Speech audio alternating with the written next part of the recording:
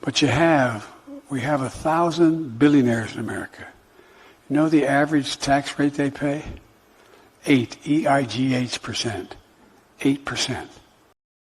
Ooh, yeah, that just happened there. That one was a rough one. That's going to be really hard to try and talk that one off. I mean, to be honest with you, the press doesn't even ask Karine Jean-Pierre anymore about Joe Biden's gaffes anymore. It's become so normalized that something like this. If Trump were to be on stage and spell eight EIGH, if he were to do that shit, they would never let this go. That would be the fucking headline for the next fucking several months, right?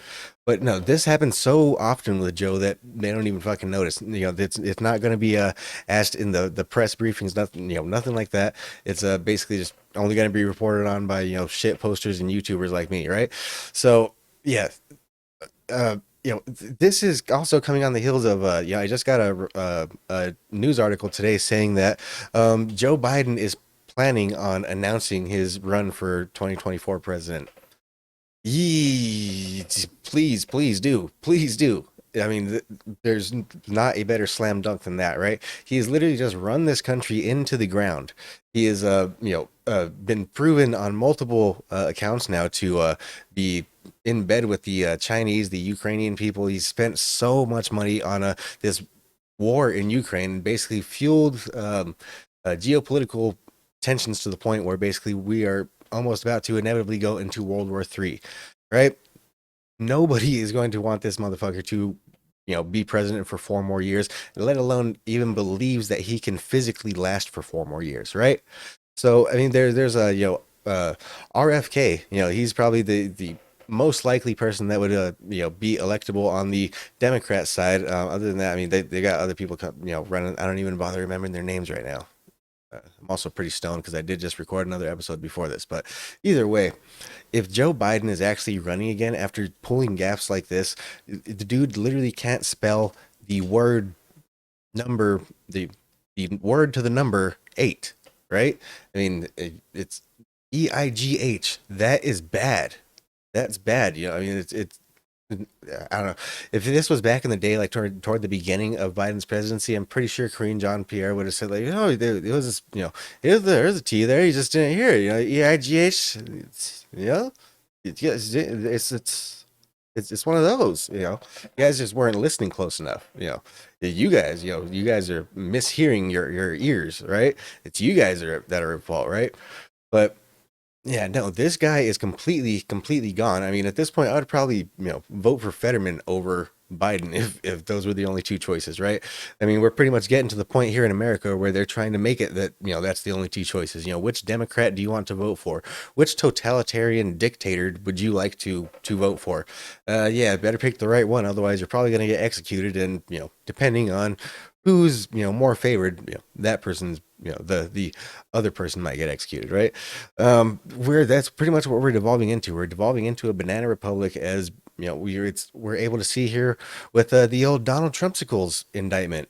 Basically, every single person that's in bed with the Democrat Party on the left, in the judicial wing, is essentially trying to throw the book at Trump in any way, shape, or form, more than they would do anybody on the street. As a matter of fact, they're trying to actually release everybody, in prison back onto the street, right?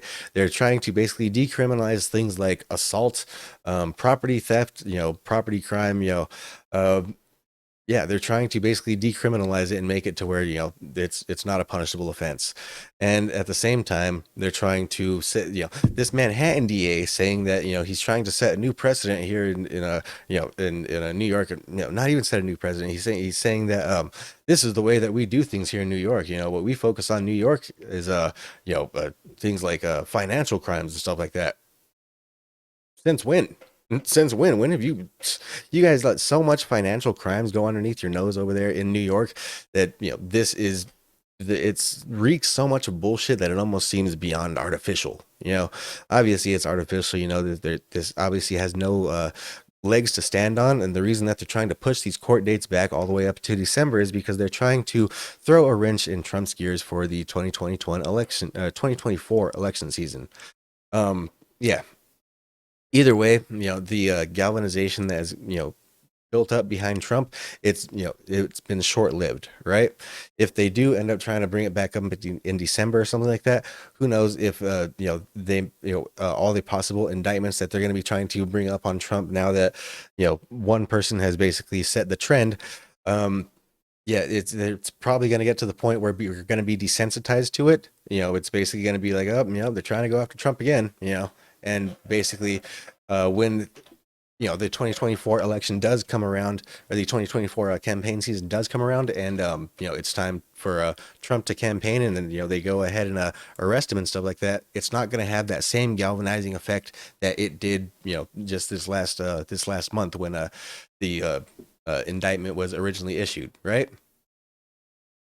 So either way, you know, back to the original, you know, Joe Biden, the dude has completely lost his mind. And if he's not completely lost his mind, he's just so declined at this point that he cannot possibly last for another 4 more years. I'm even, you know, questioning whether he's going to make it for the next 2 years. You know, I remember on April Fool's, you know, someone posted, you know, oh, Joe Biden passed away in his sleep. And for a moment there, you know, I did panic. You know, I almost bought it for a second, but yeah, then I remembered it was April Fool's. But yeah, this dude is gone. You know, the fact that that's so believable, you know, it shows something, right? Right. Well, I appreciate all you guys. You know, don't forget to like this video, share this video out to your friends, your families, your neighbors, anybody that may be contemplating voting for Joe Biden for whatever reason. Yeah. I appreciate all you guys. You know, like, subscribe, share. Fuck off.